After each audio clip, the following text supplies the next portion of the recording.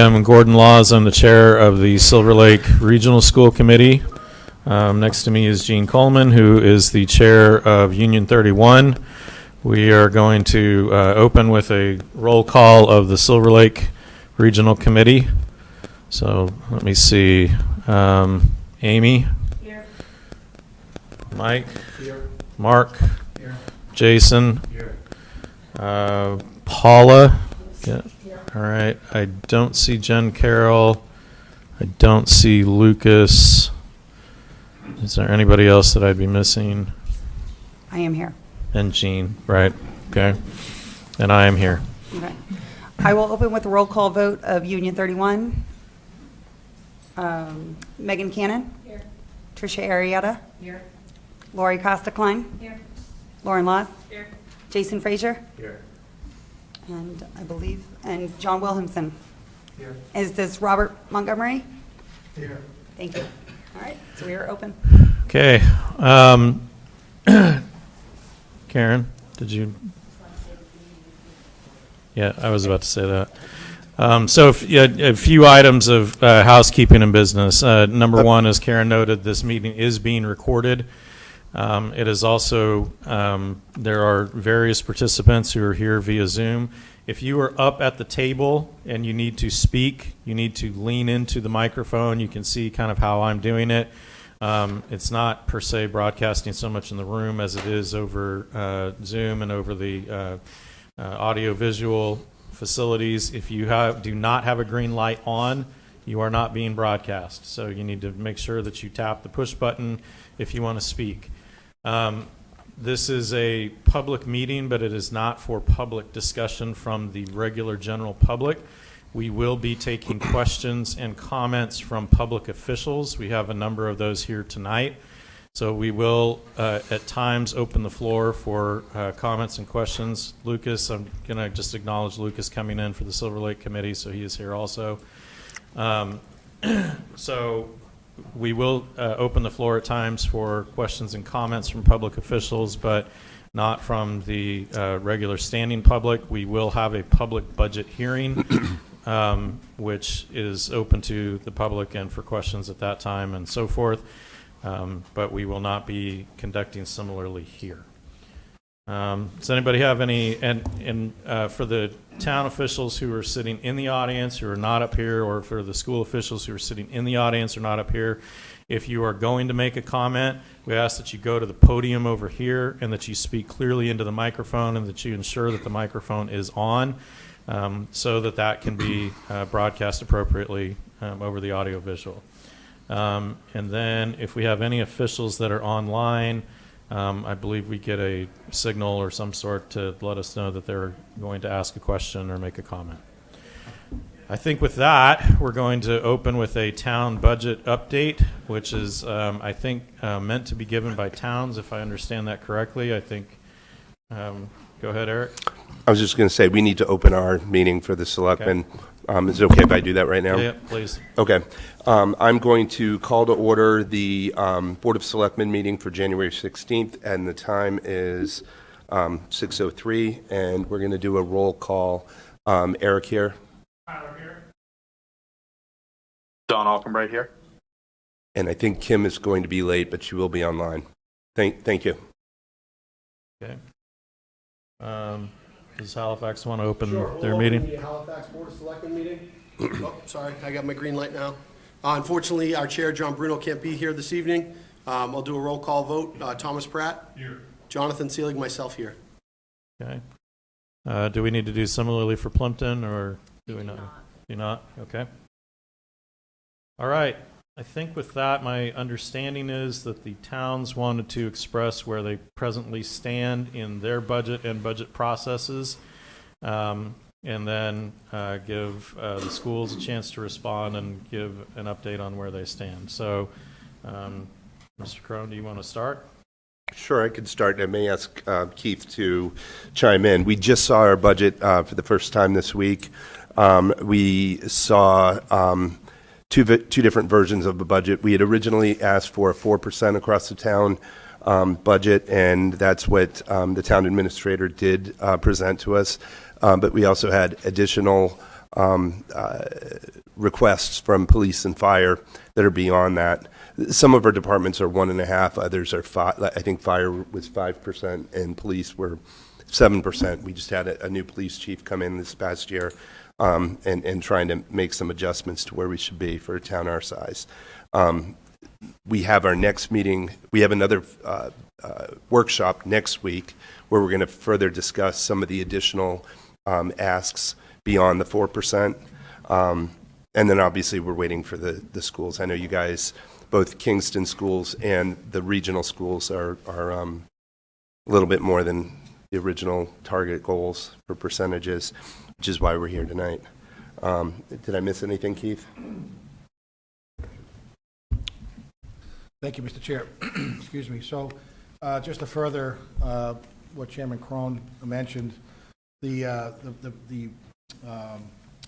Budget Advisory Committee met in October to identify what their goals were for the fiscal year 26. Overall, they asked to have a 4% spending increase, or no more than. And the real reason for that, or the primary reason for that, was what would our budget look like if we didn't have to go and ask for a Proposition 2.5 override? So right now, our spending can only increase by that 4%. Anything over and above that, and it's 4.12%, just to get exact. So the direction I was given was to work with department heads to try to come up with a budget that the Board of Selectmen, the Finance Committee, and ultimately the public would understand what the levels of service would be with a 4% increase. So if a Proposition 2.5 discussion were to occur, the public would understand, if it were to occur and fail, what the level of service would be for the town of Kingston departments. As the chair mentioned, most of the departments came in a little bit more than 4%, some a little bit more than 4%. But we worked together as a group to try to modify the budget request to have as little impact on town services as we could.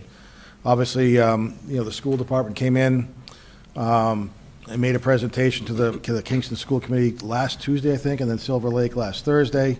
Those increases haven't been included in the budget I presented last Tuesday night. I just included a 4% increase for both the local school and the regional school, knowing that the level service budget that schools had talked about was greater than that amount.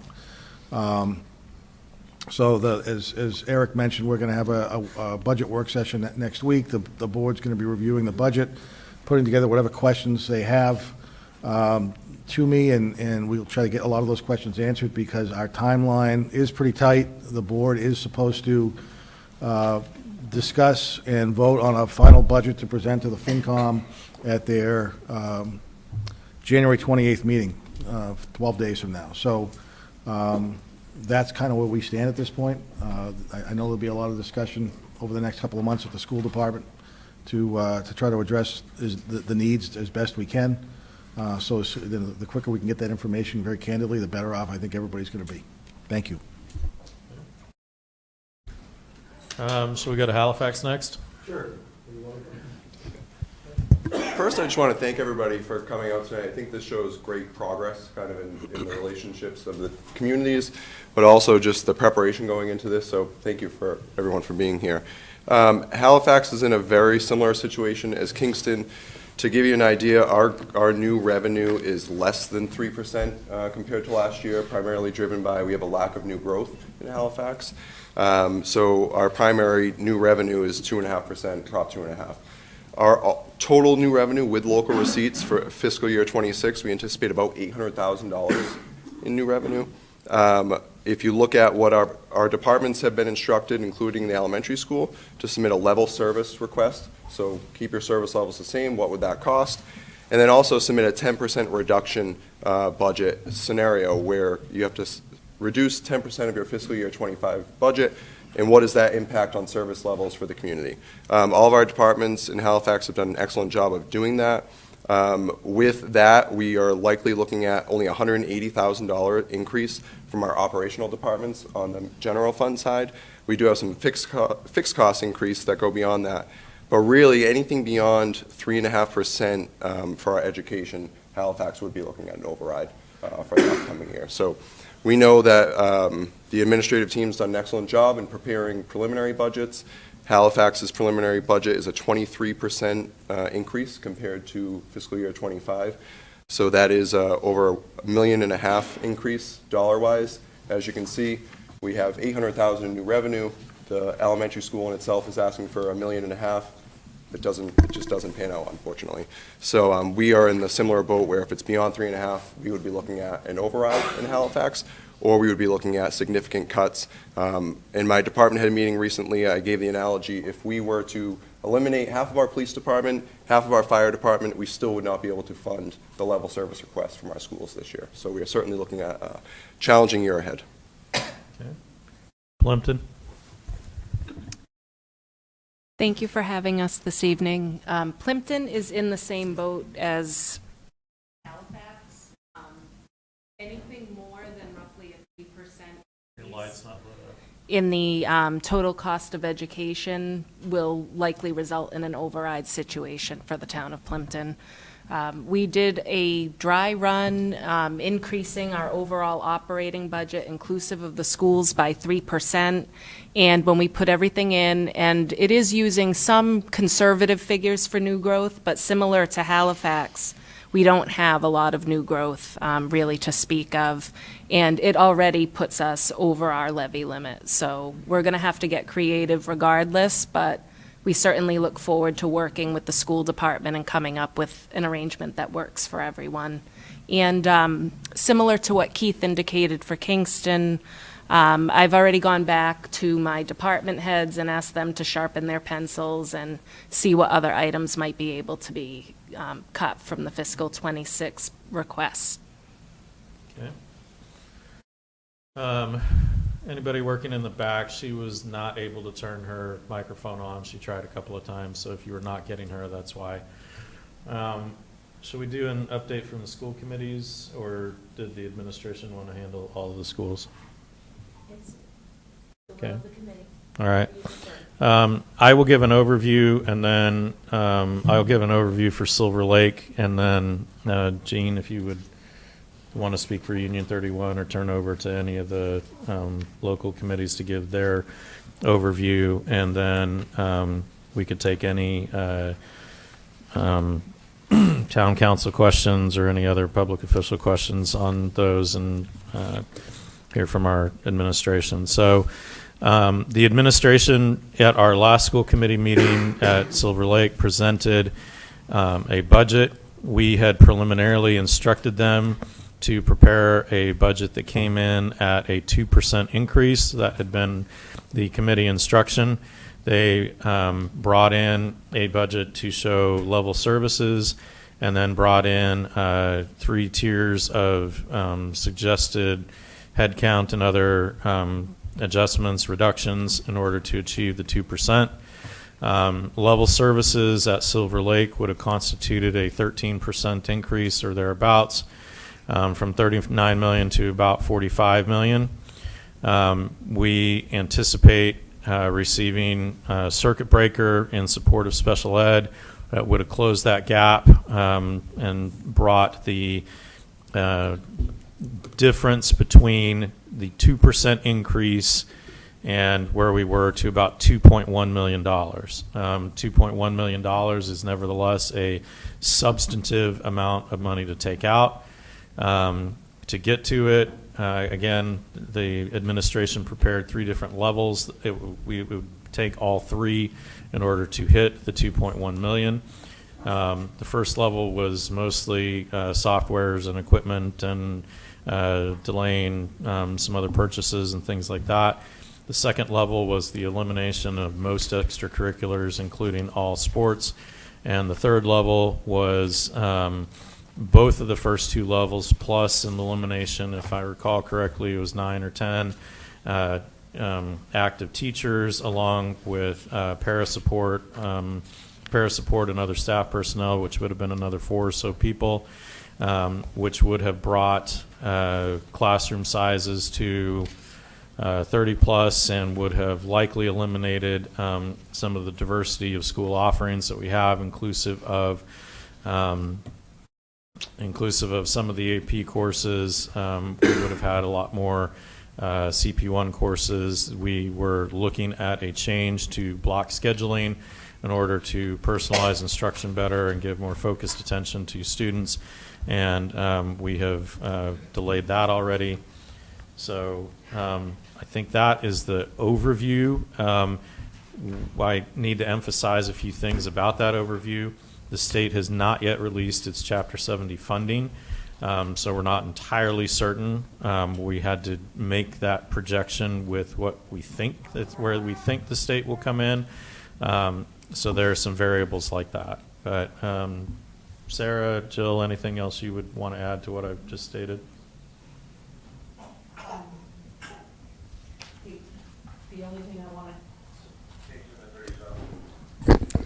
The only thing I want to add is that we used one-time revenue last year to offset the Silver Lake budget, so a portion of the increase from FY25 to FY26 in all 4 of the budgets is due to no longer having that one-time revenue. Right. And then to the point of the other kind of differentials, a huge chunk of it, roughly close to half of the gap is in special ed, related to both the double-digit increases in the per unit costs associated with special ed, but also with some anomalous placements that have to be made at certain grade levels that are likely to greatly increase out-of-district placements and so forth. So that are not necessarily typical. So I think that pretty well comprises the present view. Jill? Would you like me to give an exact number of the staffing Sure. cuts? Yep. So at Tier 3, in order to meet the 2.1 million in cuts, it would require 4 full-time SLEA support service staff, 3 full-time equivalency Silver Lake aides, 16 Unit A faculty, so those are your teachers primarily, and 2 FTE administrators. Yeah, so I apologize. I low counted those in my memory. So, all right, Jean, you want to? Will. Thank you. I'm giving an unofficial Union 31 update, as we have not yet met regarding the shared cost budget. For those that don't know, the shared cost budget is all of our administration contracts and any of the costs throughout the district that are all voted on by the Union 31 committee. We have current placeholders that our business director has built into each individual contract, not contract, but budget that's already been presented to each committee. Those numbers may or may not fluctuate based on what is eventually voted by the committee. So again, those are unknown figures.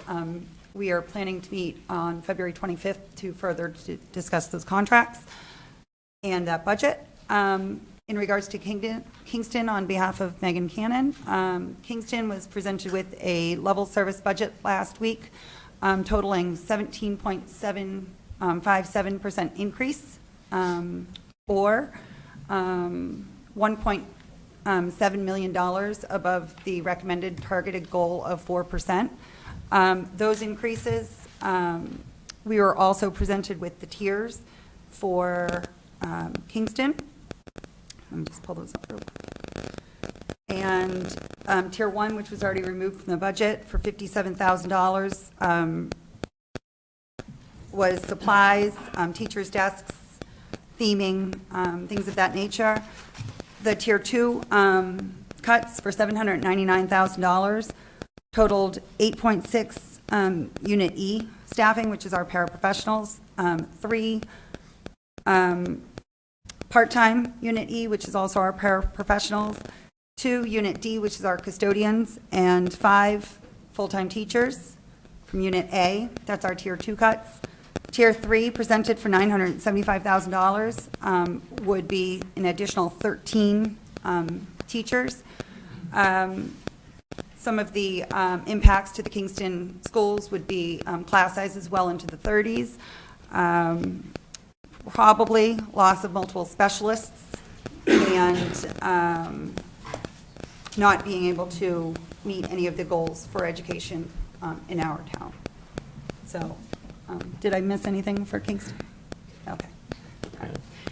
Just as an update, we have been presented with options prior to Tier 3, but those options are still being explored, which include adding bus fees for students less than 2 miles to school, but keeping in mind that if we go to the next one, which would be charging for full-day kindergarten, we would be looking at expanding bus routes to bus the children for half-day kindergarten. So there's lots of unknown costs to be explored with those potential options, but either way, we're looking at substantial staff cuts. Okay. Thank you. Sorry, go ahead. Lauren, would you like to present for Halifax first? Sure. Thank you.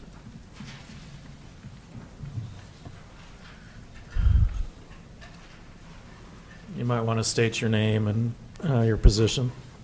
Lauren Laws, Halifax Elementary Chair, School Committee Chair. We had our meeting on Monday, and we were presented with a level service budget in the amount of $8,400,140, which was an increase of 23%, which, as Cody spoke earlier, is 1.5 million increase than last year. And we were also presented with Tier 1, 2, and 3 cuts. Tier 1 was also similar to Kingston Elementary School. And then Tier 2, and correct me if I'm misstating anything, Tier 2 was more of our HTA staff, the teachers and paraprofessionals, which would largely increase our class sizes. And we also were presented with the idea of possibly charging bus fees, and also looking into half-day kindergarten or charging for full-day kindergarten. And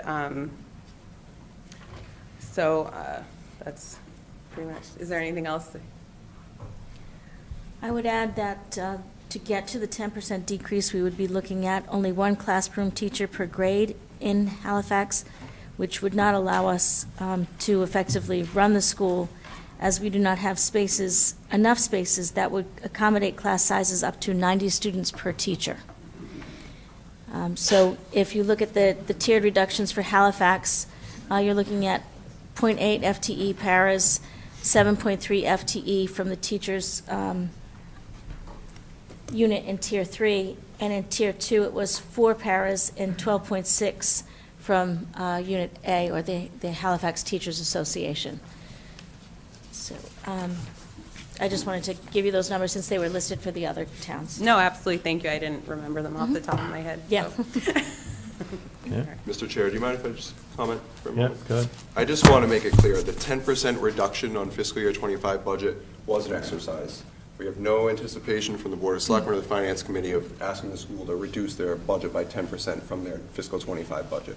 We requested that all of our departments, of which HES is a department of the town, to go through that exercise, recognizing that this was going to be a tough financial year and that we wanted departments to be prepared to present cuts in all different forms. So it was simply an exercise, so we have no intention to actually ask the school to cut 10% based on fiscal '25. Okay, understood. Anything else? Nope, that's all. Okay, Plimpton? Good evening, I'm Jason Frazier, I'm the chair of the Plimpton School Committee. We have not had our meeting yet for the FY26 school budget. I have received preliminary numbers from the administration, and it looks like we're anticipating about a 20% increase for a level service budget. Just want to bring into perspective, all 4 of the school committees cut their budgets quite dramatically last year to try and meet the financial realities that the towns could handle. Unfortunately, for Plimpton, it wasn't very far into the school year where we ran into a budget deficit. Trimming so close to the bone, there was nowhere for us to pull from. So we're currently addressing a fiscal deficit in this FY25 school year. We have worked with the administration, the teachers, and the town to try and get that hole as small as we can, but we're looking still at least a $50,000 budget deficit at this point. Just to put things in perspective, my budget for the Plimpton School Committee is $4 million. A 20% increase of that $4 million would be about an $800,000 increase just for the Dennett itself. And again, we haven't had our preliminary discussion. We have not given instruction to the administration as how we'd like to proceed. That's all the information I have for you this evening. Okay. All right, so I think we can take comments or questions from our towns. Mr. Crone? I have a couple questions, if you don't mind. First off, I know moving the special education from the towns to the district, the circuit breaker remained with the towns for this year, although the students and the costs went to the region, which is why you were talking about the one-time, correct me if I'm wrong, but the one-time revenue for this fiscal year was to plug up a hole that the circuit breaker would normally handle, is that right? No, last year we pulled from E&D. Right. And that was not really a circuit breaker. It was really just trying to cover the overall Okay. gap. Okay. But Sarah or Jason, if either of you want to talk to that. Well, I just want to add too, because the circuit breaker is coming into Kingston this year. No. But that, for the. It's coming to Silver Lake It's this going year. to Silver Lake, and that's. For the kids who moved to Yes, because special ed is under the district now. But because we're a year behind, that Mm-hmm. 1.3 million that we, in a typical year, if we were not restructured, would have gone to Kingston, is now going to Silver Lake.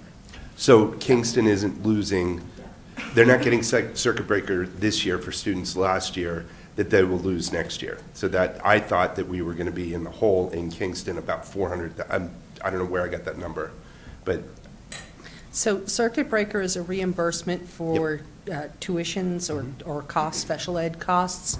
And so Kingston received approximately $1 million in reimbursements for students that are now at Silver Lake. And the Department of Education said, no, that money can't go towards tuitions at Silver Lake. It has to stay in Kingston. Right. So there was an excess of circuit breaker money in Kingston last year, and the budget was difficult. Mm-hmm. And we used that money to offset tuitions in order to relieve the budget. so you are losing that money.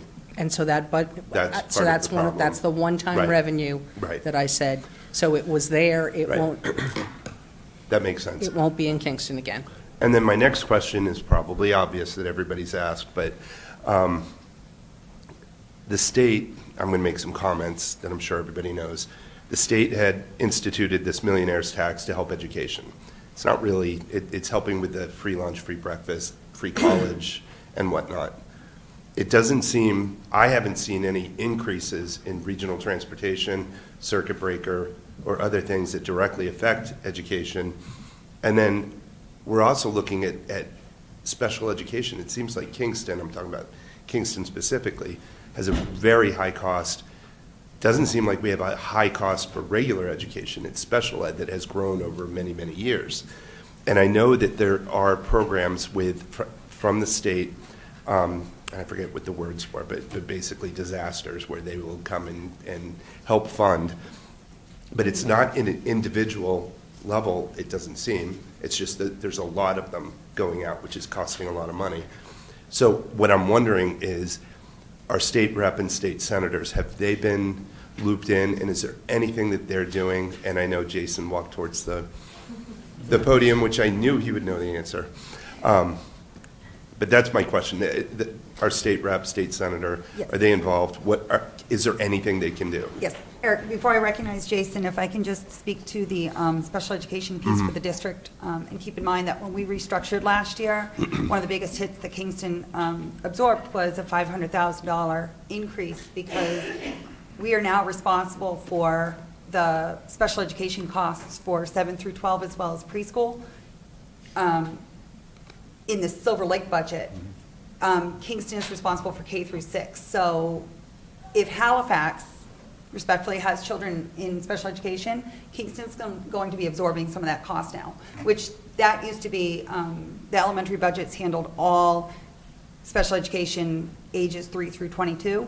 That's now moved into a regional structure, which is based off of the town populations. So approximately 57, 58% is charged to Kingston, no matter how many children that Kingston personally has in the schools that are special education. So the entire formula has changed, and it just means that we are that much more of a region, whether we want to be fully regionalized. We'll have that discussion later on or not. So can we recognize Jason Frazier, who is our legislature agent? So, Eric, the answer to the question is, yes, our state reps and senators have been actively engaged in two-way communication with the school district and us back up to Beacon Hill on this exact matter. The prices of recognized special ed schools in Massachusetts is actually governed by the governor's board. It's the Operational Services Division. And in the past 3 years, the Operation Services Division has allowed private special education schools in Massachusetts to increase costs close to 23%. And that's because of inflationary pressures. They have to go through a proving ground with that board to get those increases. But in addition to that, schools can also apply individually for increases. And one such school is Cardinal Cushing Center. Cardinal Cushing Center in FY25 is $121,000 per year for a student to attend. They have received approval for FY26 to increase to $163,000. It's a tremendous increase. What we need to understand here is that Circuit Breaker has been fully funded at 75% for the last decade. But let's just take, for an example, a student placement of $156,000. You have to spend $56,000 before you qualify for the 75% reimbursement. So that would leave $100,000 that we could then apply for reimbursement. We would get, in theory, $75,000 the following school year for that student. But that still means that we had to pay the $56,000 plus the $25,000 for that individual.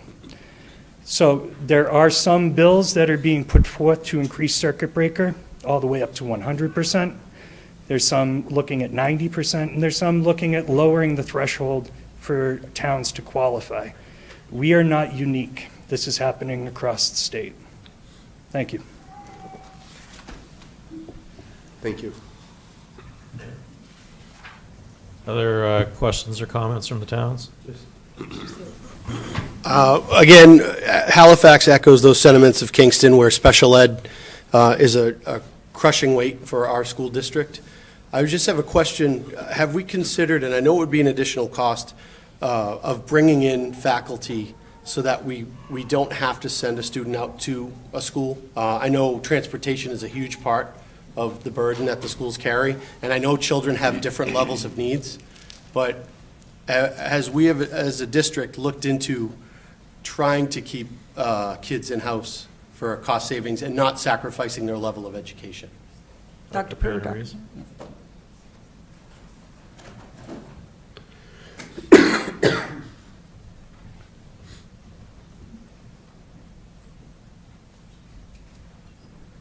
So one of the things that you have to consider when you have something like that is you have to invest first.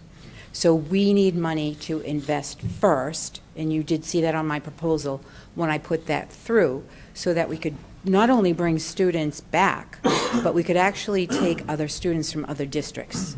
Not as a moneymaker or as a revenue piece, but it's almost like a community service, because somebody would rather pay our district for our expertise to be able to meet the needs of students that are neurodiverse or that are difficult to teach in the actual general education classroom or even one of our sub-separates. transportation-wise and tuition-wise, it would be better for Bourne, it would be better for Sandwich, rather than going all the way to Boston. So unless we have the funds to invest first to set the program up and structure it the right way with the expertise that we need, that's not going to happen. But what can happen is that we can start small. I did make a list of every single student's profile that is out of district, and I've highlighted certain students that I feel like if we had just a little bit more support, or if we had the structures in school, we could bring these students back. We have a quasi-medically fragile program that is going on at KES right now, and I've had 2 districts contact me already asking me if we would take their student. But I can't take their student unless I have a full-time nurse in that classroom, 2 paras in that classroom, and a teacher who is severely licensed. Otherwise, I can't give a quality program. So yes, we want to save money, and yes, we want to be efficient, but we also have to be willing to invest the funds first.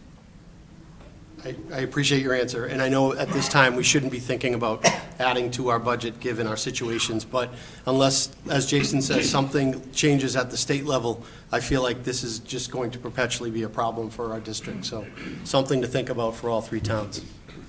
And not to say that out-of-district schools, there's nothing other than the most severe students that have complex disabilities that is being done in some of our out-of-district schools that cannot be accomplished inside the school system. That I can tell you right off the bat.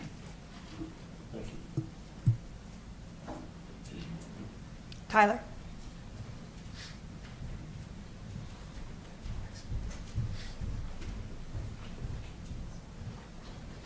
Hi, Tyler Bouchard, Kingston Board of Selectmen. Green light now. Tyler Bouchard, Kingston Board of Selectmen.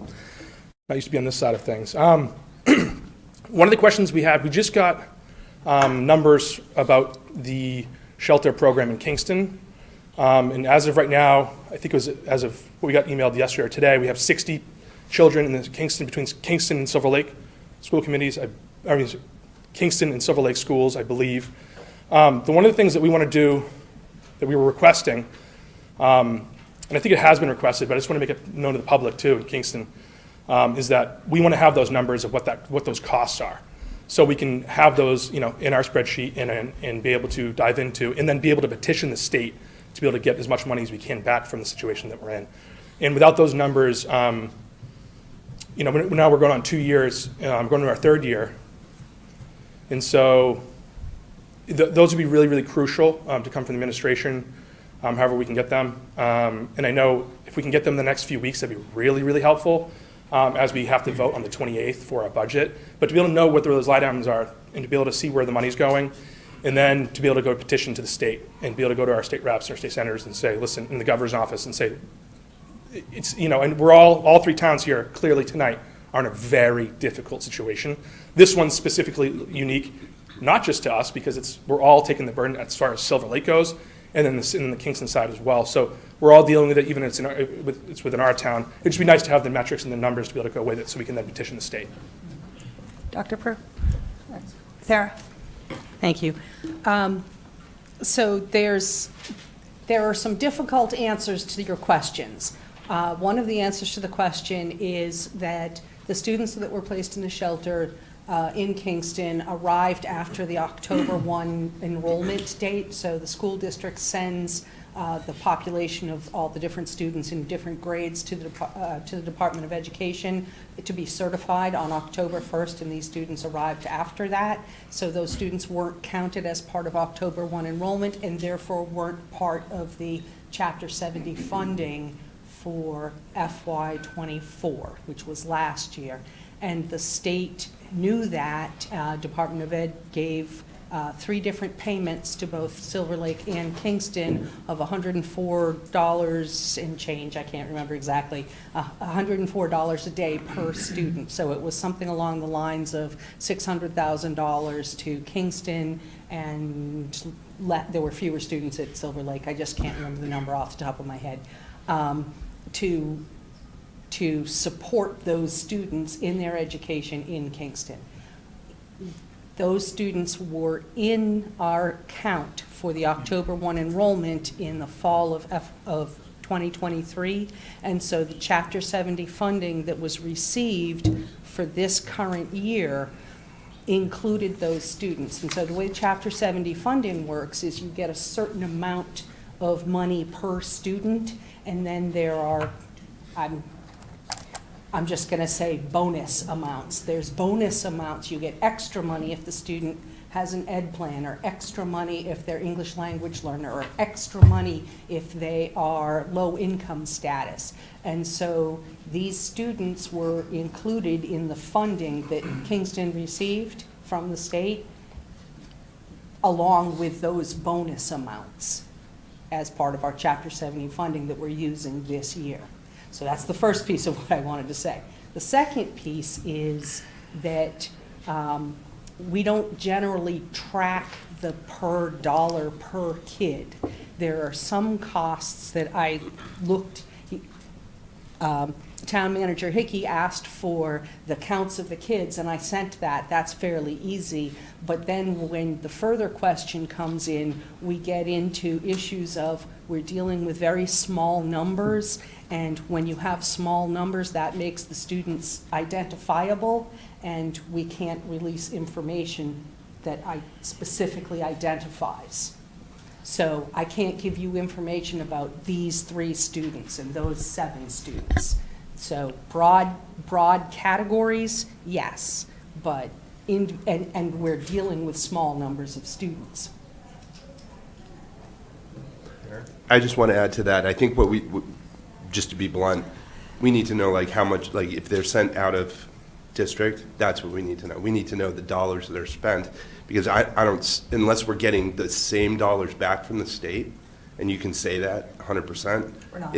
Yeah, then that's what we need. But we need to know total dollars on out-of-district placement, any sped costs, and how much of that is the state covering. And even getting Chapter 70 does not cover the cost of the education. So, but it's not your fault. No, but just to be clear, these students are students of Kingston. And you're asking me just for a certain group of students, not for all students. Correct. Yes, But that's because I they're am placed here asking. by the state. I mean, with respect, I know this is very difficult. I know we're in a Right. unique situation. So absolutely with respect, but yeah, we are asking for that, even if that's in executive order or closed. I mean, we have to go and prepare a budget and then present that to our taxpayers, the people that pay for this stuff. Right. I am definitely, as an elected official, allowed to see those numbers. I mean, there's no way about that. Whether that's an executive session or an open session, we have a right to see numbers from something that's, I know this is not, you're not the governor, you're not the person making this legislation. You're following the rules that are set for you. We need to find a way to make those rules work. Because we have Or to, that the state is paying 100% of it. yeah. That's, I mean, either one. I don't need to know the numbers, but, and don't yell at me, Board of Selectmen. I was on school committee forever, so I understand a lot of the laws with special education, but this is a very unique situation where the state is not doing right by us. We're in blunt terms, we're getting screwed. So our budgets have gone up way more last year and this year than I've ever seen in my 25 years living in Kingston, percentage-wise and everything else. And at the same time, this has been happening. And we need to know that the state is paying for it. So from my point of view, I don't need to know the exact number, but I need to know that the state is paying for it and the town of Kingston is not. That's and what I agree want to know. Sorry, I would agree with Eric on that. If I knew that 100% was being reimbursed, I wouldn't be asking for specific numbers. I'm asking for specific 100%. numbers because we don't believe the numbers are being reimbursed. Right. And so therefore, we have to audit it. And we have So to audit for the voters of Kingston. The state doesn't pay 100% of any of your students. It's, but they're I not, will- but they're placed here by the state and by the feds. So they're not, this is where the language gets a little wonky. They're not, they didn't choose to move here. They were placed here by the feds and the state, and without our knowledge. And this is why we need to push back on the state. So if you're telling me that they do not cover the costs for these students, that's what we need to know. And we have the right to know it. And what was the Let me date go that you to- needed these numbers by? 2 weeks? If it would be, I mean, we would like it before the 28th when we meet for our final budget. We're voting on the budget, things will change, but we have to have, that's by our bylaws, we're voting on the 28th. So within the next. It just can't be black box, and right now it's Yeah. black box. We have no idea. All we see is budgets have gone absurd. We've been cutting regular day all the time, and that's what we're gonna end up doing here this year. We're gonna be cutting regular day because we can't cut special ed. But what we can do is push back on the feds and the state to reimburse the costs that shouldn't be borne by our taxpayers. Yeah, And I'm not yelling at you, because I know you're restricted in terms of what you can do, what you can't do, but we need help with this. And if you can't help us, then we need our state rep and our state senator or somebody to help us, because we're drowning.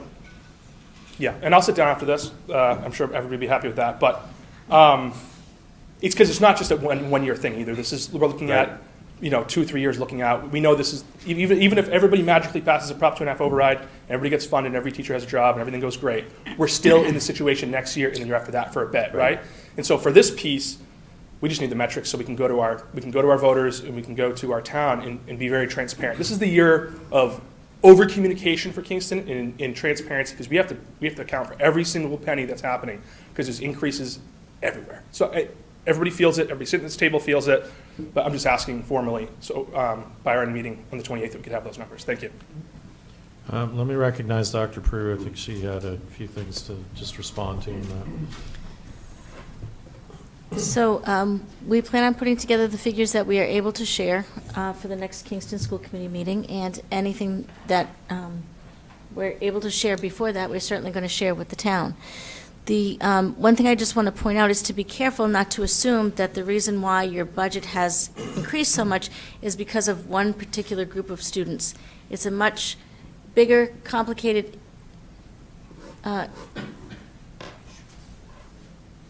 puzzling, absolutely. And my concern about this last particular comment pertains to the community, and obviously it's one that you feel strongly about, but it's not the only issue that Kingston needs to examine with regards to the increases in education. I think it's just been black box and not transparent. I know why. But if we could be more transparent and we knew the numbers, then I think it would be resolved. Yeah, just in response, it's the one area where we don't have a budget, and we don't have the numbers. That's why we're asking for it. So like we have, in all of our budgets and everything like that, we have areas, we have spreadsheets, we're working through it. It's the one area we don't. So I understand it's sensitive, but that's why we're requesting it. So we understand this isn't, I'm not sitting up here saying this is 100% of our, this is, I don't know if it's 10%, 5%, I don't know, because I just don't know. That's why we're requesting it. We don't know, we don't know. And I think it'll be very helpful for the public to know that it's not 100% or it's not 50%, because I don't think it is. But we need to know that in order to move forward with that. That's the whole point of it. I'm not up here saying that 100% of the issues is because of the migrant issue. Of course it's not. But how can we speak to it if we don't know? So thank you. Thanks, Tyler. Mr. Hickey. Just a quick comment, maybe to make things a little more simple. We know right now, based on the information that the superintendent's office gave us, is there are 60 students currently in the Baymont that at some point will be relocated more permanently, hopefully for them. Can we take the average per pupil cost, for example, multiply that by 60, and then we know what our regular costs are. If there are special education costs that we can generally add to that, if there are any, and then subtract out what may be coming back from the state, I think we'd have a better sense. We know that, to your point, Sarah, the first year that the Baymont was used as a shelter, the children came in after October, so that we weren't counted that following year.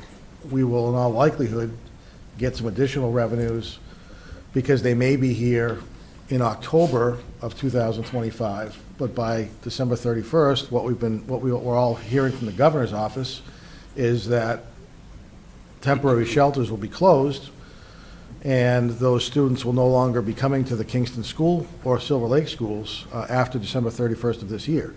So I don't know that we need to get into the nitty-gritty every last dime that we're spending on the kids. I think very generally, if we said the average cost per student is X, special ed costs are Y, we've been reimbursed a certain amount of money, it's costing us on average, right now, whether it be per fiscal year or some other metric, here's what our costs are, because I've heard way back in my office, about people being concerned and that concern rising in Kingston because there's been more and more of a discussion about increases in budgets. We had tax bills all go out in the last week and a half. That was a bit of a shock, I think, for some. And I think there's more and more questions being raised. How much money is the town of Kingston right now funding for kids temporarily housed in Kingston? And what can we do as a community to try to work with the state to have that amount of money increase? One of the things that happened early on that I don't think anybody recognized or kept in mind is when the town of Kingston received our first rooms tax revenue, after the Baymont Hotel had been, at least at that point, partially rented by the state. What we learned was we lost a significant amount of money in that first quarter, because if a person lives in a room for more than either 30 or 60 days, the hotel no longer has to pay a rooms tax. We made Representative Lenatra and our senator at that time aware.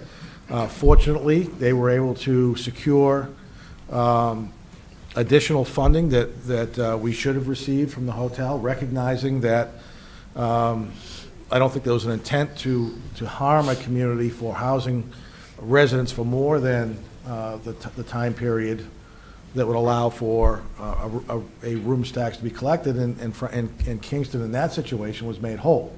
If we can work with our state representative and our state senator to try to address some of the other things that the state may not be aware of or have recognized when they approved the legislation they did to fund these programs, we might be fortunate enough to work with our state representative and senator and elected board members in Kingston to potentially receive some additional revenues to help offset the expenses we're incurring and try to balance a budget.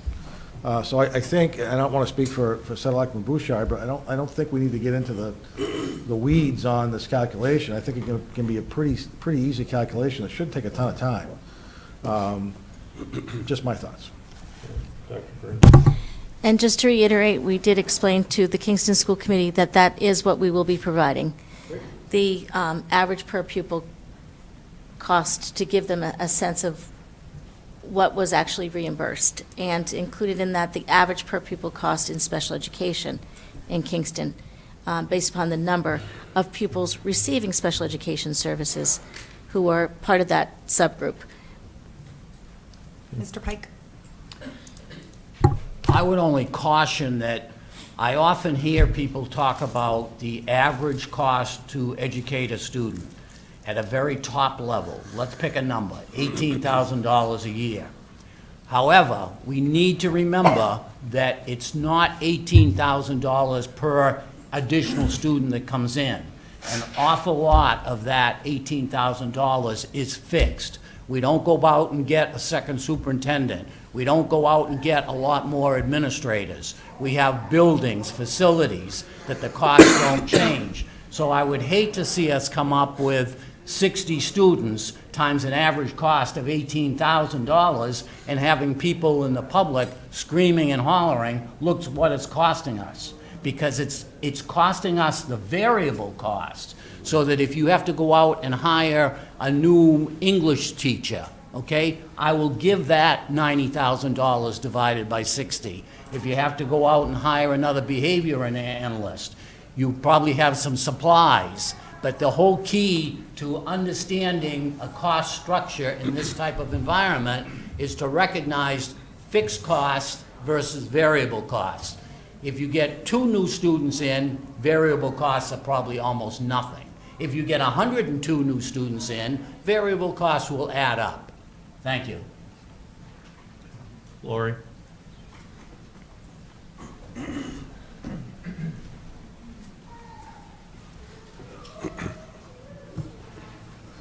I have a green light, so I think you can hear me. So I'm a representative of the Halifax School Committee, and I'm hearing a lot of the conversation happening amongst Kingston residents and officials, and I appreciate the concerns you have, but I thought it was important to note a couple things. From what I've heard tonight, every single town in our district is experiencing really abnormal increases. When we went through the budget season last year, one of our newly elected Board of Selectmen, before he was elected, asked, how did we get here? And Dr. Prue gave a very complicated and comprehensive answer that it wasn't any one thing. It was a multitude of things. I appreciate the concerns of the town of Kingston, but 60 students in a shelter doesn't explain why Plimpton and Halifax have these outrageous increases. We have just come out of a pandemic. Everything is more expensive. I just want to underscore that in the interest of level setting. I appreciate Mr. Pike's comments because I think they are valid, and for all the years that I've attended school committee meetings, long before I was a school committee representative, special education has always been volatile. It's always been not volatile, but it's always been a variable. I can recall similar conversations happening on the Halifax board, looking for more specific information about why special education had increased that year. It is, for privacy and humanity reasons, it is inappropriate for us to get at a granular level for special education. There are reasons why our schools administrators are bound to give limited information. And I think that the arguments that Kingston, the information Kingston's looking for, really your argument needs to be at a state level, not here. So that's all I have to say. If I can just add, last statement, what we're trying to do is save positions in Kingston. So if we can get if it turns out that the state owes us $400,000, how many teachers is that? That's a lot, because an override, and I've been here for overrides. We had them in 2008 and 13 for the schools. They passed in 08, 500,000 for elementary, 700,000 for the region, and then later about 390,000. I don't see it passing this year. I mean, everything is going through the roof. We need to be aggressive and find out where we can get additional money. And and this is just one of those things. I mean, I know it's uncomfortable, but our residents are yelling, but it's because they don't know. It's the unknown. So if we knew, then it's no longer an issue. And if it comes up, like you said, this is 10% of the issue or 5% of the issue, then people can stop talking about it with fear and whatnot and just be put to bed. But that's what's driving me. Okay. Obviously, what we have for preliminary budgets, there's still a lot of work to do. There will be a lot of work between the school district and the schools and the school committees with each other and with the towns. Unless we have any more questions or comments, I think we've just about hit most of what we could cover, but there will be more meetings, both public meetings and then meetings, between the different constituencies before we reach final budgets. Cody, you wanted to say something? Yeah, just to kind of wrap it up on this topic, I don't want to speak for Keith and Liz, but, and for Jill and Sarah, but there's a lot of work to be done. We recognize these are preliminary budgets, but what you're seeing from all three towns is we're not close, right, to being able to afford that. So I would encourage that each of the communities work together with your local school districts and also with Silver Lake, because we need a plan at a high level. How are we going to approach this? I think we need to be all on the same page, all three communities. We're working together, which is great. We're here tonight. But this isn't something where we can, and it's great, we're going to continue to lobby the state legislature to try to make up these funding gaps, but we also need to come up with a plan on the local level, whether that means each of the towns investigate an override, which, I want to point out, that's something only the Board of Selectmen can put on the ballot. Town meeting passes the budget, but it goes on the ballot from the Board of Selectmen. And we would hope to do that in a tri-town approach. We don't want to do that where only one or two towns does it and then the other town gets left out.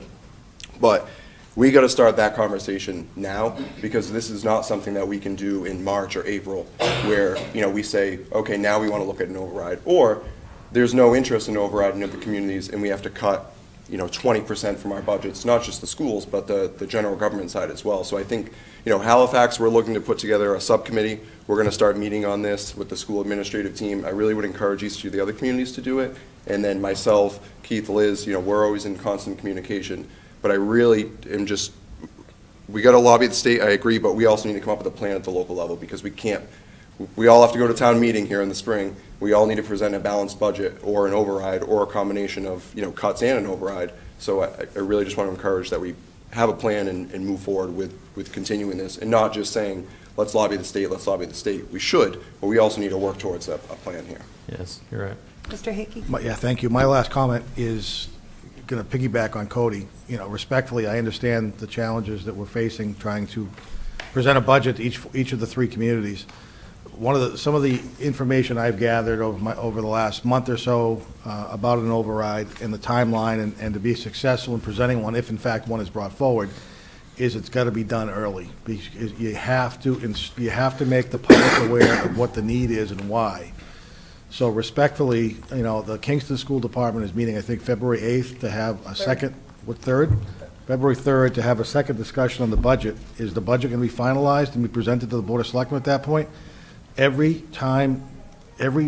week that goes by that the town of Kingston, Board of Selectmen and Finance Committee don't have a budget from the school department, the risk of the override of not having an override pass increases. So I can't urge the Kingston School Department and the Silver Lake School Committee to meet as often as you need to, as quickly as you have to get a budget to us as quickly as you can, because March doesn't work. You told us last year it wouldn't be in March again, and we're looking at March at least, and that is potentially a disaster for the opportunity to have a Proposition 2.5 override approved. I've spoken to other town managers, I've spoken to other school business administrators.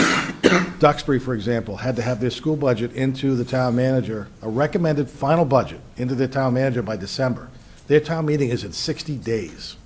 They estimate revenues, just like Cody, Liz, and I do for our state revenues. I don't know what my state revenue is going to be.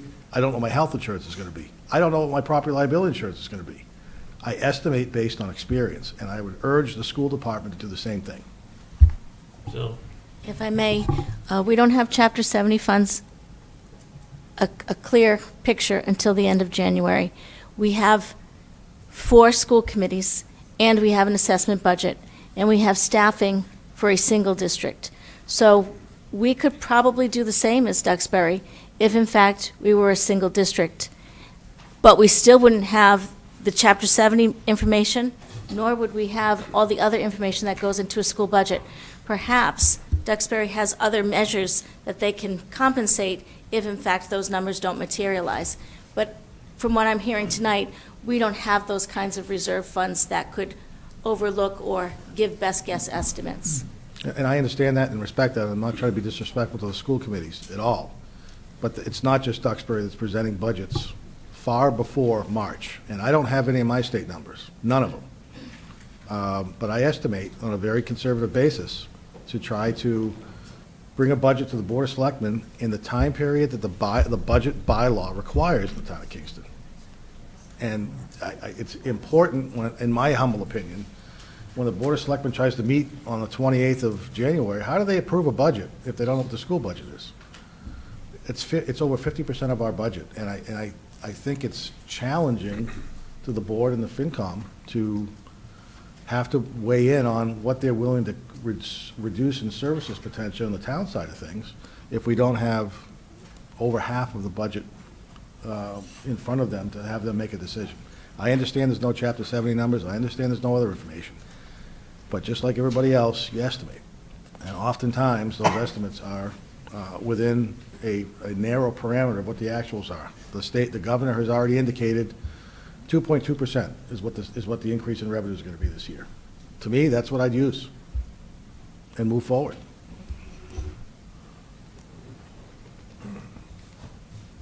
Okay. Let's move on to the regionalization study. And you want to take that, Dr. Bird? Sure. For the last 2 years, both Halifax and Kingston have applied for a grant to examine the possibility, the costs, and possible expenses of full regionalization. And tonight, they are going to be asking for school committees to send one representative to this committee to serve with the Board of Selectmen and the Finance Committee, so that they may look into the pros and cons of that type of arrangement. So I'll turn it over. I don't know if Keith wants to speak. So I want to just give credit, I guess, to Cody first. I applied for a community compact grant last year. Unfortunately, it wasn't successful. Cody obviously did a much better job, and we were awarded a $150,000 grant this year. He was generous enough to send it over to Kingston because Halifax, unfortunately, did not pass their MBTA zoning. So at the risk of losing that grant, the state and the town of Halifax generally sent it over to the town of Kingston, and we'll work with the school departments to identify a vendor, identify a scope, and have them get to work. We when I say we, Cody, Jill and I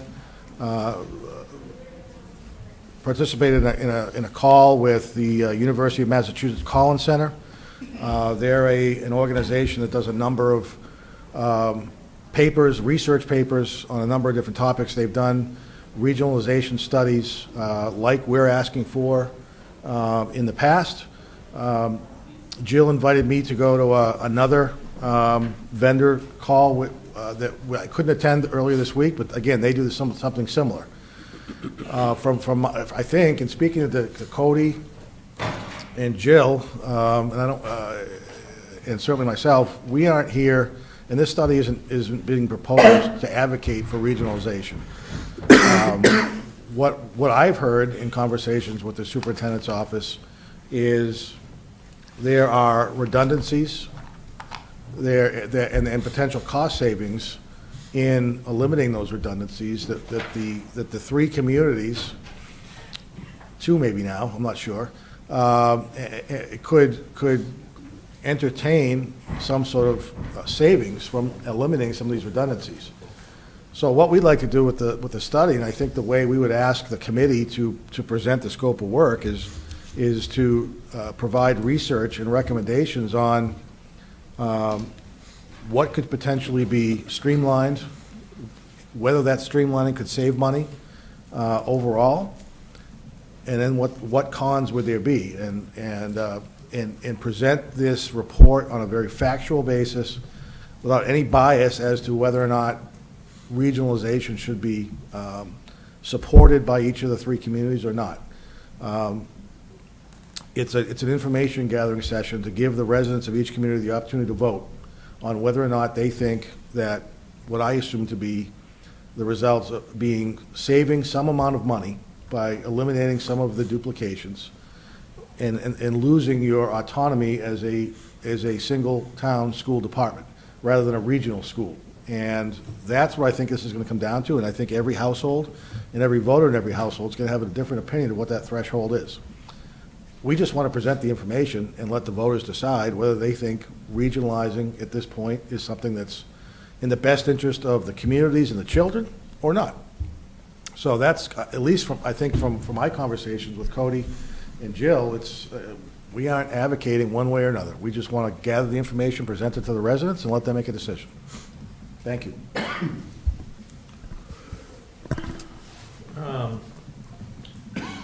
If I may just, I think you hit the nail on the head, Keith. It's wise of us to do this, right? It's not costing us anything. We got a grant from the state.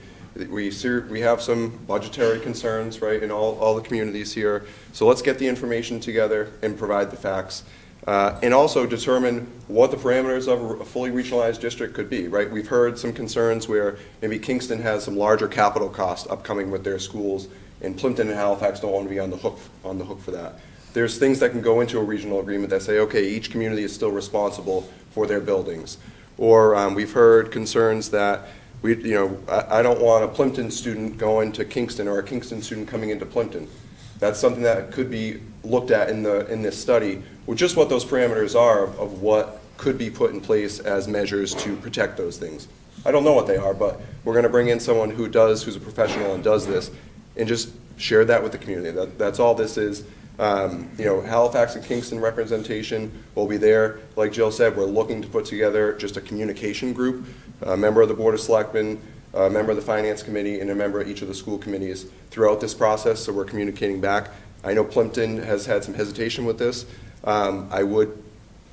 We'd love to have Plimpton on the committee, again, just for a communicative process, being part of that, and do what we want with it at the end. Each of the communities will, like Keith said, will have that threshold. If you save $500,000, is that worth giving up autonomy? Maybe it is, maybe it isn't, but at least we're presenting that.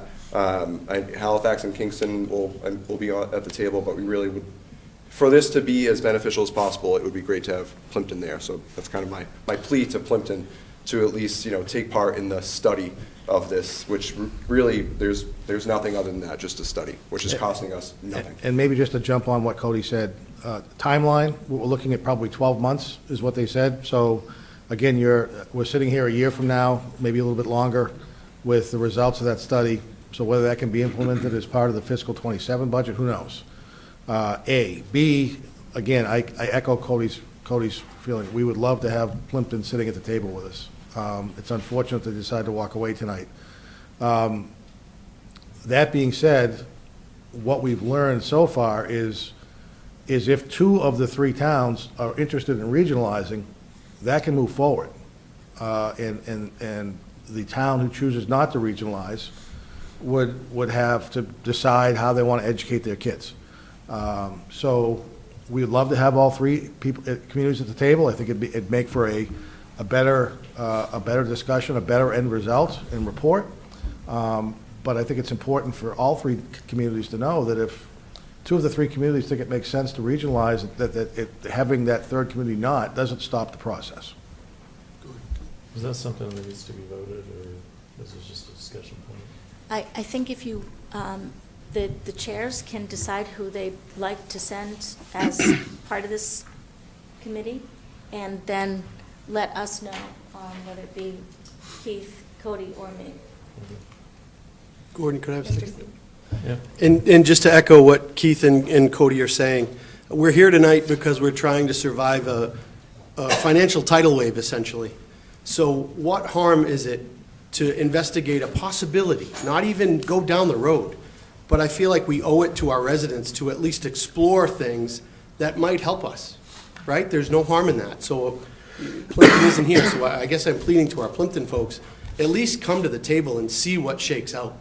There's no harm in that, and I would argue you have a responsibility to your residents to at least look at what cost savings might be there.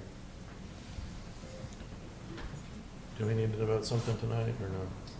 I don't think so. I think if each of the communities, FinCom, school committees, and boards of selectmen put it on an accompanying agenda, vote a member to participate in the study committee, I think that's all we need. Timing, we've got a little bit of time.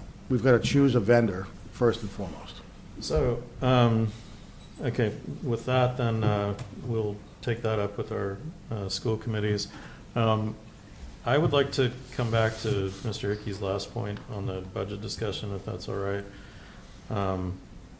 Is that a point of order problem, or am I okay? Go ahead. All right. Sarah, if I'm correct, we have provided preliminary budget numbers. That's inclusive of our best estimates of the Chapter 70 and everything like that. No, the chapter, I'm sorry,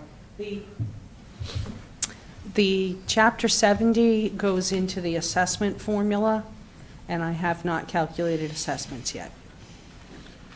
Okay. We nevertheless have a budget of how much we expend. Expenditures. Of expenditures for the next year. We haven't carved that up for the towns. But Correct.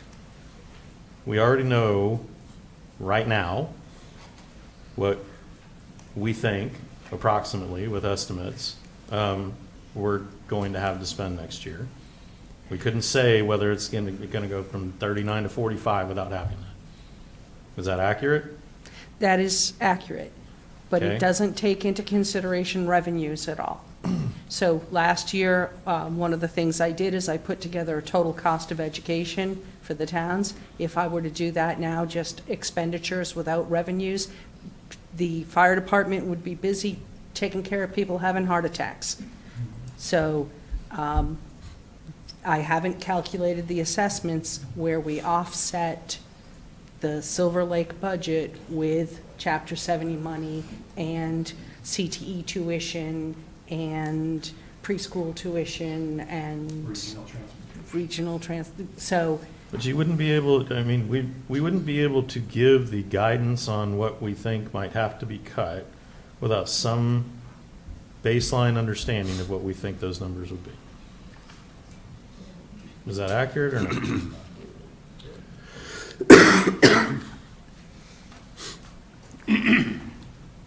it's before the assessment. Okay, Mr. Hickey's asking for an estimate, and what I'm saying is, we have already created an estimate.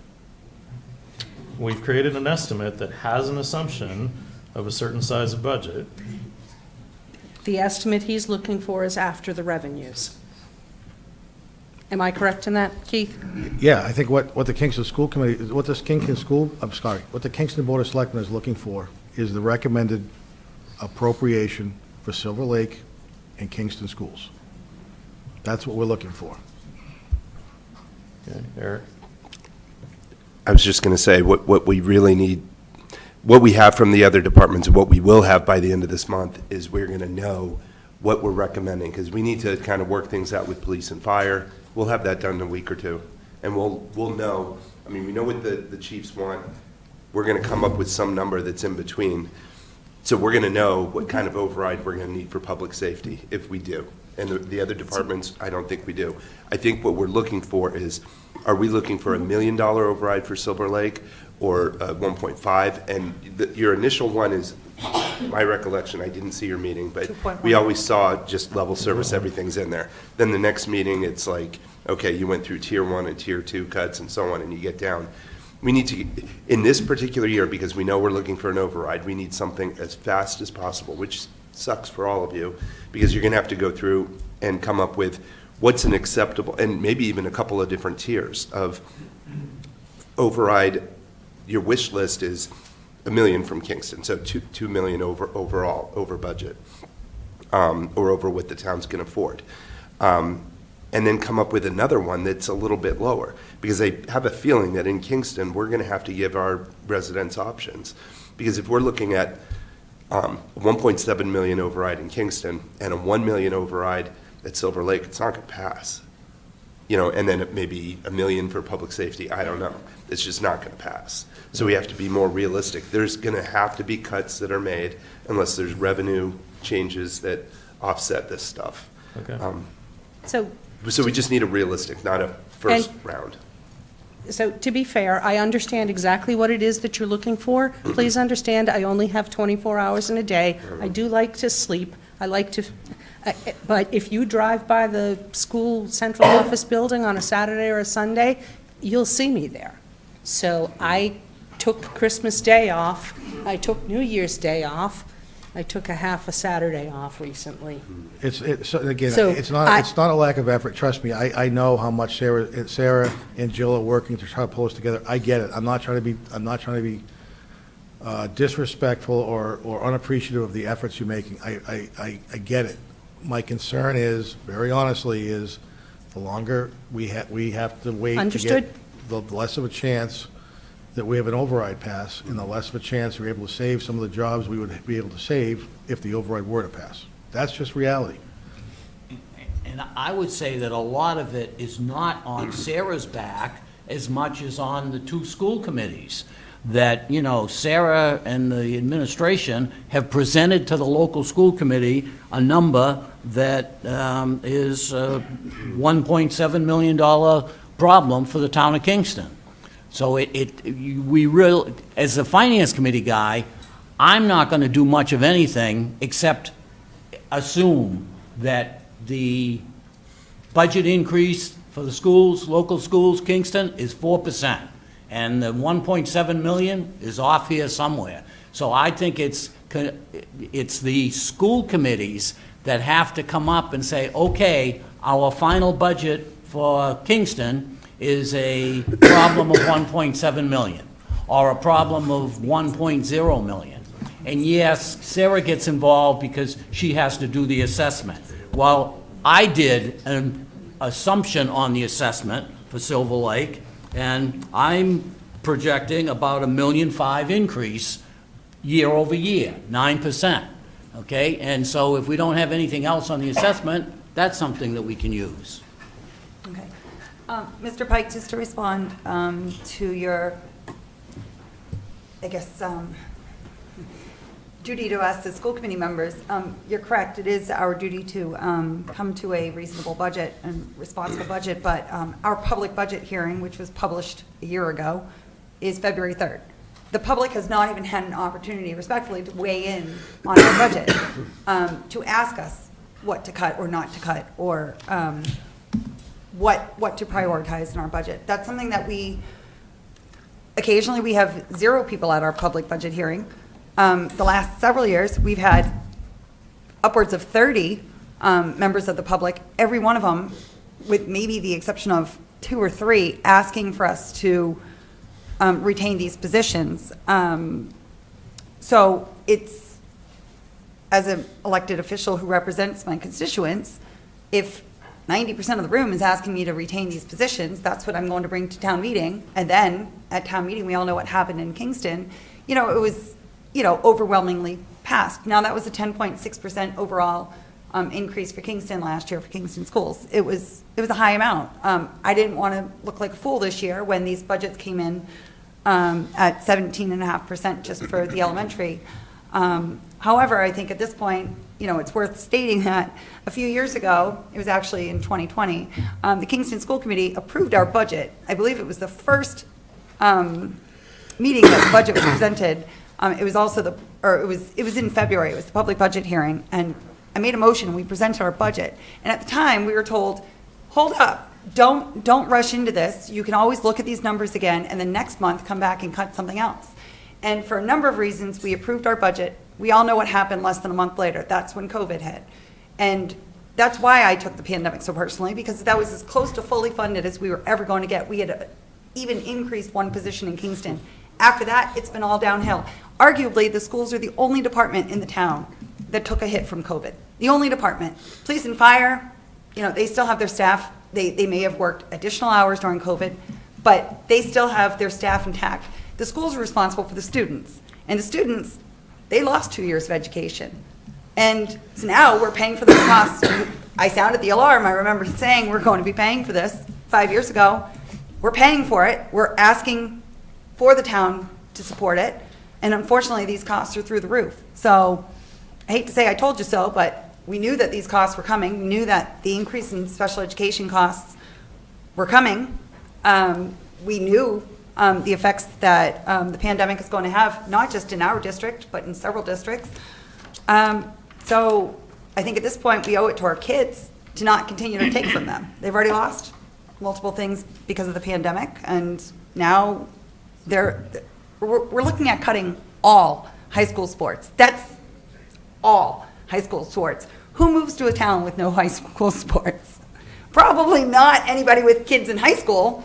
Those are the realities of the situation we're looking at. I think people think we're bluffing. I honestly think people are waiting for we're just kidding, everything's going to be fine. I hope to God that happens. Until then, I'm sick looking at these numbers right now and the considerations that these effects are going to have on our kids who do not deserve to have more taken from them than that has been for the last 5 years. Jason? Thank you. So I think we've had an incredible conversation this evening about very difficult topics, and we've been very amenable to one another. I think the request of a regional budget coming out prior to House 1 is something you really need to contemplate.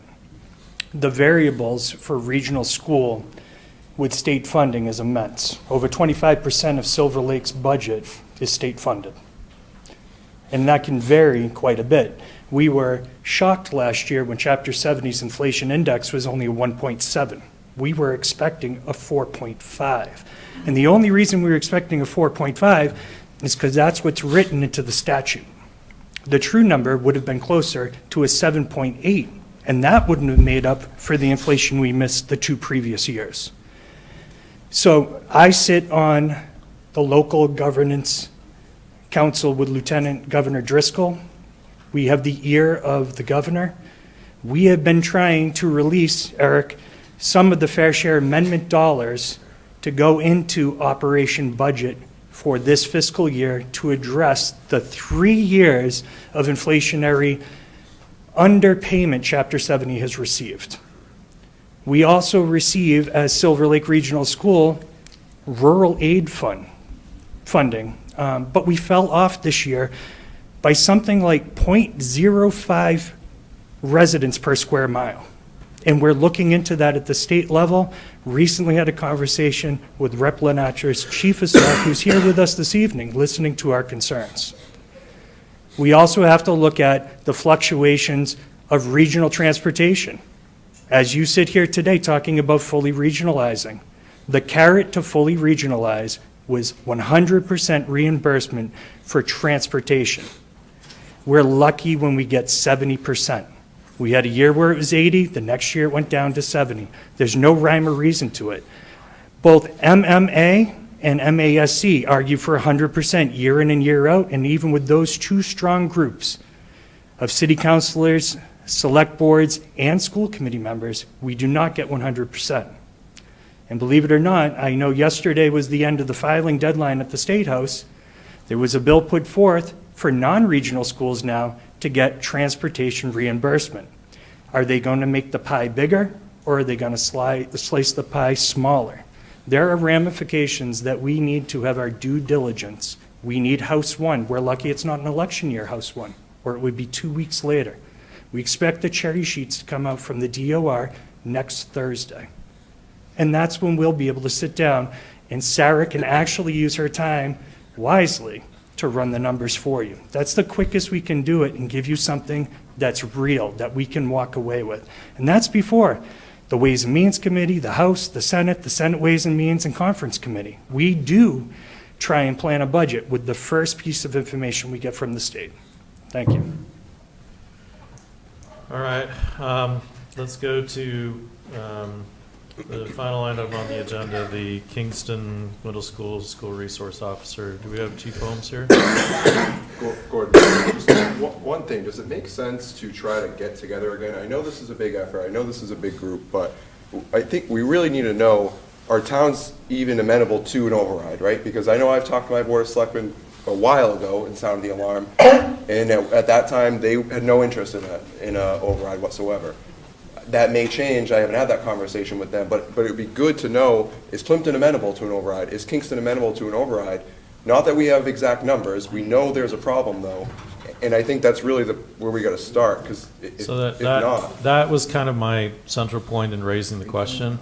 As school committees, we have told you the gap at Silver Lake is at least 2.1 million. The gap at Halifax is at least whatever it was. The gap at Plimpton is whatever it was. The element. So you have enough information to say we're going to have to override. We'll need to talk about that, or to say we are not going beyond this threshold, and so get ready. Like right, but I think a collaborative process is really important. I agree. I'm just saying that from our perspective, with all the information we can have in hand, this is the size of the gap. So I will happily participate in anything that you want to have with Halifax. I will happily participate in anything that any of the other towns want to have, but with all the knowns that we know, this is the size of the gap. And that, there's not money raining from heaven. I don't think that there's going to be, $10 million that suddenly shows up and solves the problem. So there are probably going to be, and I also doubt that the towns are going to all go full bore for the whole thing. So there are probably going to have to be some really miserable decisions. Chief Holmes, please. Thanks, Mr. Chairman. Brian Holmes, Police Chief. I apologize, I haven't met this entire side of the room over here. Kind of new in town still. Just want to clear up something that was brought up recently by the gentlelady up here about things that were lost during the pandemic. My predecessor ended up foregoing the entire training budget, and it was until special town meeting we just got that back. I don't want to speak on behalf of what Chief Douglas may have lost. So there were sacrifices made by everybody. I just wanted to clear that up. You know, I'm not suggesting something that we'll be asking for in the face of layoffs. If this town is faced with layoffs for the school department, this is not something I'm even asking the school departments to consider. This is something that's been brought up before. It's been asked, and the answer was no at the time. I've been in the town since about April. I've been brought in as an agent of change. I can tell you that the staffing of the police department has not grown since 1997. And I can tell you that I have a strong interest in creating a safe environment for the students of the Silver Lake Regional School District and Kingston Public Schools. So I broached the issue with Superintendent Peru about the school funding a full-time SRO at the Silver Lake, like if you come on over, at the Silver Lake Middle School. Right now, it's currently staffed with a part-time position. He's there about 3 days a week. For anybody that's been in education for a while and taught in the middle school system, you would know that a lot of the problems start in middle school and make their way into the high school. So I think it's important now more than ever to have that presence there. Again, I just want to be clear, this is all roads are looking like they're leading to a 2.5 override. So if that is the case, then the ask from the police department through partnership with the school district is to fund at least maybe a 0.8 FTE or partially fund a full-time SRO at the middle. We have a great working relationship with the schools.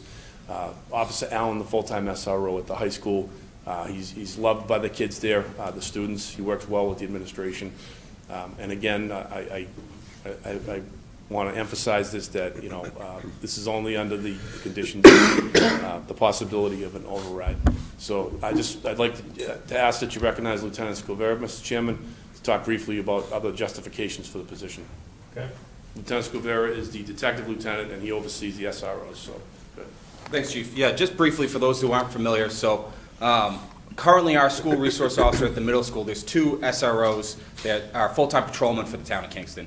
They work full-time, 40 hours a week roughly, on patrol in various shifts, and then on overtime they're at the middle school. They're certified as school resource officers. They go through additional training to get that. That additional training is usually out of the Kingston Police Department's budget, but currently the town of Halifax and the town of Plimpton, through separate warrant articles, fund that overtime at the middle school. So Kingston Police Department budget covers SRO Allen at the high school, and we also have an SRO assigned to the Kingston Elementary School, Kingston Intermediate School, and then essentially Halifax and Plimpton fund the SRO at the middle school through these separate warrant articles. I think it's about $55,000 that they contribute for that overtime for the SRO.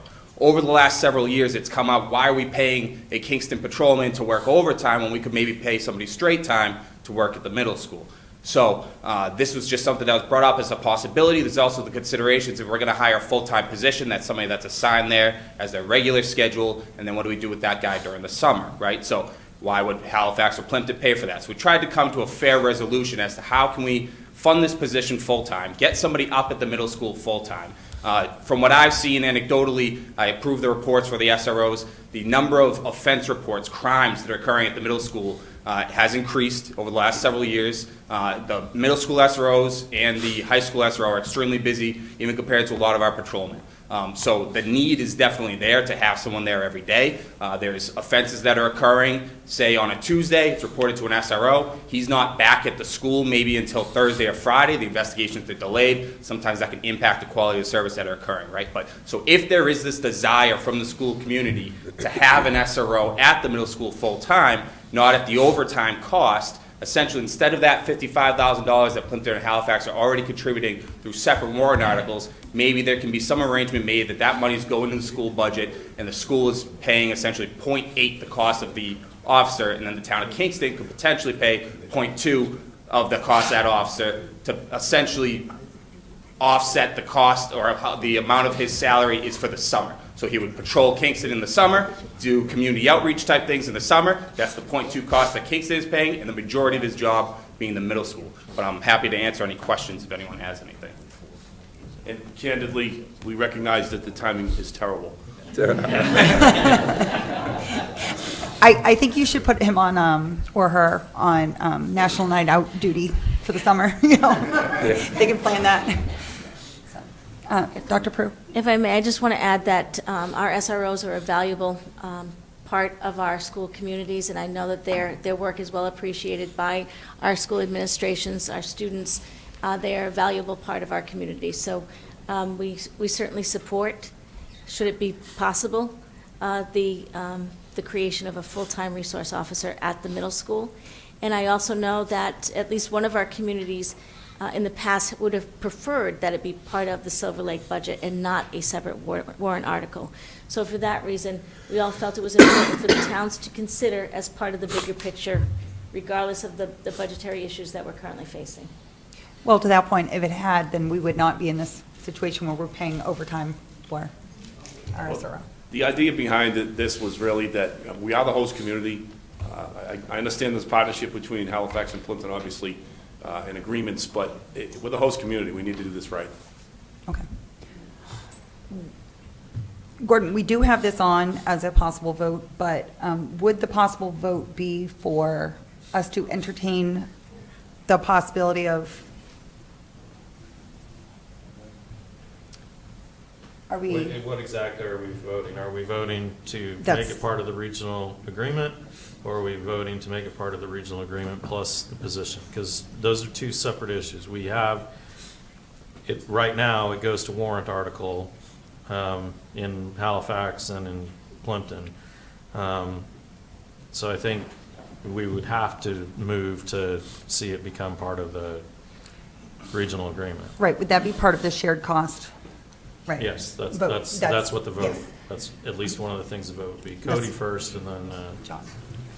I just think if we had figures or estimates, that would be helpful, because I know Halifax is very supportive of having the SRO, but one of the things that's come up in the past is it doesn't sit well with our finance committee, that it's an overtime rate, right? So what's the difference? Because if it's straight time, it may be a very small increase if you're paying straight time at a .8 level, because Kingston covering .2.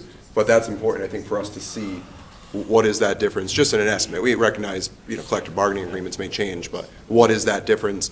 And now if you're getting from part-time to full-time for an extra, $5,000 for Halifax, I don't see why there wouldn't be support for that. Right, and so just to this- clarify, it's not actually a shared cost, it's a part of the assessment. It's part of the Silver Lake assessment to be borne by the Silver Lake District. Sorry, And go this ahead. is just a ballpark number that we actually ran today. So the SROs are typically at the middle school approximately 3 days a week, get them there 5 days a week, full-time. The cost that we anticipate Halifax and Plimpton taking, or the school budget taking, which would be all three towns, is approximately $80,000. So $55,000 now, $80,000 total if we were to turn into a full-time employee 5 days a week up there, plus the cost that the town of Kingston would have to do, which would be approximately $20,000 plus benefits. John. Yeah, John Williamson, Plimpton School Committee. I would think we should talk about this at our next Union 31 Silver Lake meeting when we're talking about all the other contracts and all the money together. I don't think we should take any sort of vote tonight because I think we need to put it all together and figure out that picture, and that's going to be a hard enough meeting as it is. Yeah, that was kind of my inclination, so, If that happens, we're happy to be there for that meeting. okay. February 25th. Thank you. All right, So we will table that until, thank you, John. all right, I think with that brings our meeting to a conclusion. Thank you. So, thank you, Chief Holmes, thanks for coming out, and thanks for the work that you all are doing, and thanks for the work you're doing within our schools. So, I know my own son gets a big bang out of the SRO, so not sure that that's great that he has such a relationship with the SRO, but Maybe he'll be a police officer. he practices all his scams. So, all right, we will take a roll call for Silver Lake to adjourn. Let's see, Jason? Yes. Amy? Yes. Mike? Yes. Lucas? Yes. Mark? Yes. Paula? Jean? Yes. And I'm a yes. Roll call vote to adjourn for Union 31. Megan? Yes. Tricia? Yes. Lori? Yes. Lauren? Yes. John? Yes. Robert? Yes. And I'm a yes. We are adjourned. All right, we're All right, adjourned. we need to do it as well. Do I have a motion to adjourn? Motion to adjourn. Second. All right, all those in favor? Eric, aye. Don, aye. I think we got Don and Kim saying aye. All right, and then Done. I'll entertain a motion to adjourn the Halifax Board of Selectmen meeting. Do I have one? All right, I'll second. Roll call Sarah, vote. thank you Tom? for everything you're doing. I'm a yes. We are adjourned at 7:40.